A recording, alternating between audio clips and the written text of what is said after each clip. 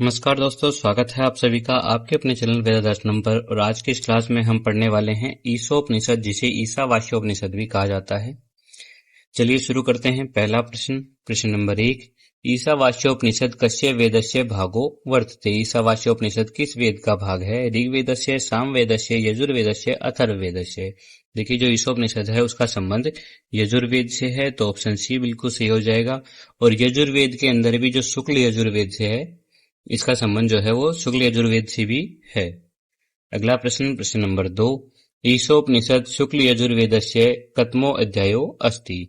ईशोपनिषद शुक्ल यजुर्वेद का कौन सा अध्याय है? 20तमः, 63तमः, 44तमः, 18तमः। देखिए, जो ईशोपनिषद है वो शुक्ल यजुर्वेद की जो वाजसनेयी संहिता है उसका 40वां अध्याय है, तो ऑप्शन सी जो है वो बिल्कुल सही हो जाएगा, 44तमः। अगला प्रश्न नंबर 3। यजुर्वेदस्य अंतिमो अध्याय क्या मन्यते। यजुर्वेद का अंतिम अध्याय कौन सा माना जाता है? केनोपनिषद, ईशोपनिषद, कंठोपनिषद, मुंडकोपनिषद। देखिए, यजुर्वेद की जो संहिता है उसका अंतिम अध्याय अर्थात जो 40वां अध्याय है, उसके कारण 40वां अध्याय होने के कारण ही इसे हम ईशोपनिषद कहते हैं। ऑप्शन बी जो है वो बिल्कुल सही हो जाएगा यहाँ। अगला प्रश्न नंबर 4। ईशावास्योपनिषद अपरम नाम किम। ईशावास्योपनिषद का दूसरा नाम क्या है? कंठोपनिषद, वाजसनेयी उपनिषद, तैत्तिरीयोपनिषद, ऐतरेयोपनिषद। देखिए, शुक्ल यजुर्वेद की जो वाजसनेयी संहिता है उसका भाग होने के कारण इसकी एक अन्य संज्ञा जो है वो वाजसनेयी उपनिषद भी है, अर्थात इसे वाजसनेयी उपनिषद भी कहा जाता है, तो ऑप्शन बी यहाँ बिल्कुल सही हो जाएगा। अगला प्रश्न नंबर 5। शुक्ल यजुर्वेदिया संहितैव उपनिषद रूपेण प्रसिद्धा सा का। प्रश्नोपनिषद, ईशोपनिषद, केनोपनिषद, मांडुक्योपनिषद। देखिए, ईशोपनिषद एकमात्र ऐसी उपनिषद है जो किसी ब्राह्मण या आरण्यक का हिस्सा न होकर के साक्षात संहिता का भाग है, अर्थात शुक्ल यजुर्वेद संहिता का भाग है, तो ऑप्शन बी यहाँ बिल्कुल सही हो जाएगा, ईशोपनिषद। अगला प्रश्न नंबर 6। ईशोपनिषद मुख्यतया केन संबद्धा अस्ति।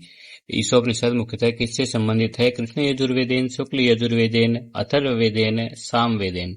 देखिए, यजुर्वेद की भी 2 शाखाएं हैं, परंतु ईशोपनिषद का जो संबंध है वो केवल शुक्ल यजुर्वेद से है, तो ऑप्शन बी जो है वो यहाँ बिल्कुल सही हो जाएगा। अगला प्रश्न नंबर 7। कस्य उपनिषद है गणना मंत्रोपनिषद रूपेण भवति। श्वेता श्वेतरोपनिषद, ईशोपनिषद, छांदोग्योपनिषद, बृहदारण्यकोपनिषद। देखिए, ये जो उपनिषदों का एकमात्र मंत्रोपनिषद जो है, क्योंकि ये जो संहिता के मंत्र है उनके रूप में यजुर्वेद के 40वें अध्याय में पाया जाता है, तो यहाँ ऑप्शन बी जो है वही बिल्कुल सही होगा, ईशोपनिषद। अगला प्रश्न नंबर 8। ईशावास्योपनिषद कस्य संहिताया अंतिम भाग है। ईशावास्योपनिषद की संहिता का अंतिम भाग है? तैत्तिरीय संहिता, मैत्रेयणी संहिता, वाजसनेयी संहिता या काठक संहिताया। देखिए, जो वाजसनेयी संहिता है उसके 40वें अध्याय के रूप में ईशोपनिषद विद्यमान है, तो ऑप्शन सी जो है वो बिल्कुल सही होगा यहाँ, वाजसनेयी। अगला प्रश्न नंबर 9। मंत्रोपनिषद इति कस्या उपनिषद है प्रसिद्धा संज्ञा। मंत्रोपनिषद ये किस उपनिषद की संज्ञा है? केन उपनिषद, ईश उपनिषद, कठ उपनिषद, मुंडक उपनिषद। देखिए, यजुर्वेद संहिता के मंत्रों में स्थित होने के कारण इसको मंत्रोपनिषद कहा गया है, जो कि ईशोपनिषद है, तो ऑप्शन बी बिल्कुल सही हो जाएगा। अगला प्रश्न नंबर 10। ईशावास्योपनिषद इति नाम्नि ईशावास्यम पदम कुतः गृहीतम्।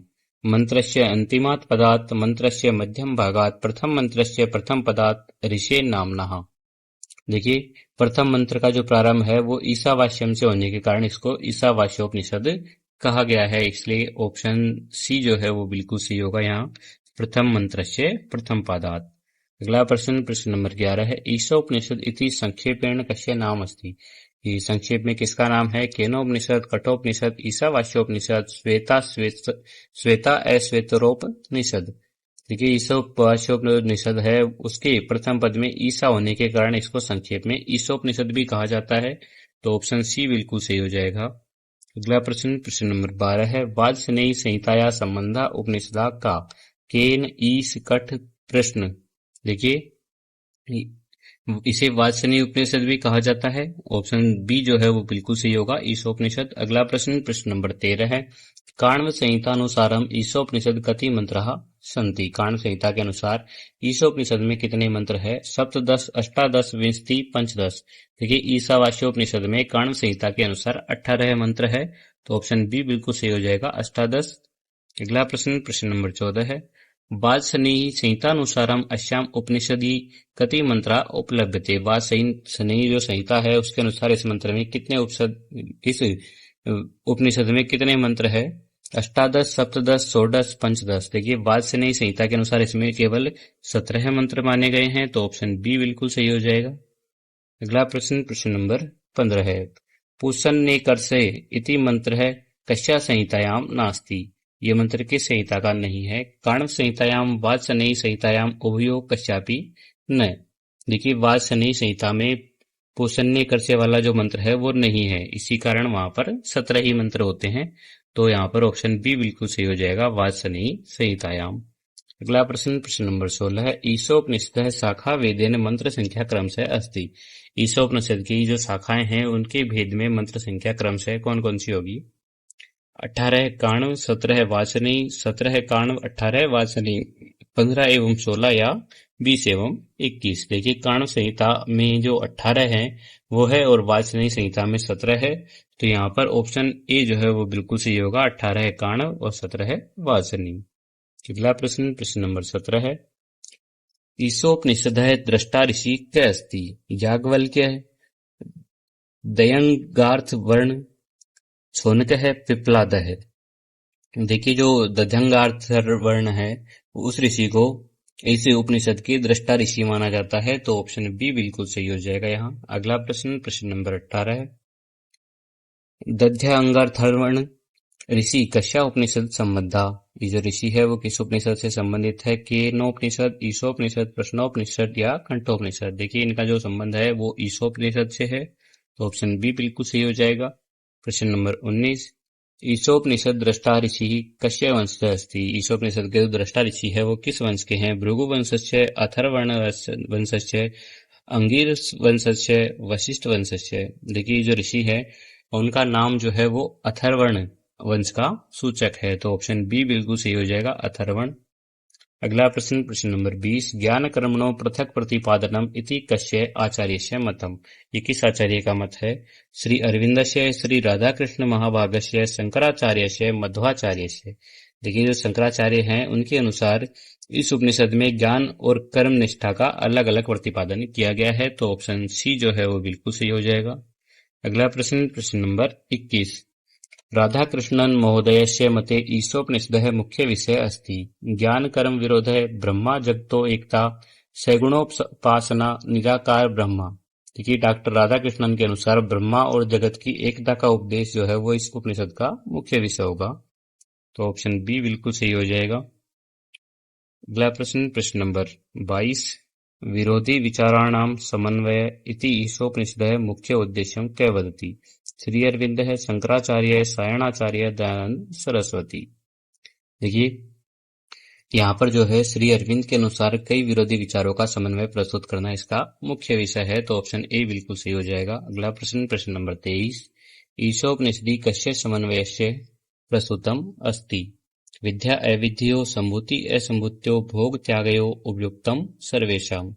देखिए ईशावास्योपनिषद में ज्ञान व कर्म, संभूति व असंभूति, विद्या और अविद्या का सामंजस्य अर्थात समन्वय है, तो ऑप्शन डी जो है वो बिल्कुल सही हो जाएगा, उपयुक्त सर्वेशाम। अगला प्रश्न, प्रश्न नंबर 24। अधोलिखितम सुमेलियत।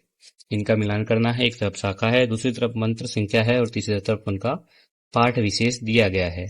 देखिए यहाँ पर जो है काण्व शाखा जो है उसमें मंत्रों की संख्या ऑप्शन 2, उसके बाद में जो मंत्र है पाठ विशेष वो हो जाएगा पूषण्य करसे। इसी तरह वात्सनीय शाखा में मंत्रों की संख्या में 1 और पूषण्य करसे मंत्र जो है वो नास्ति अर्थात नहीं है।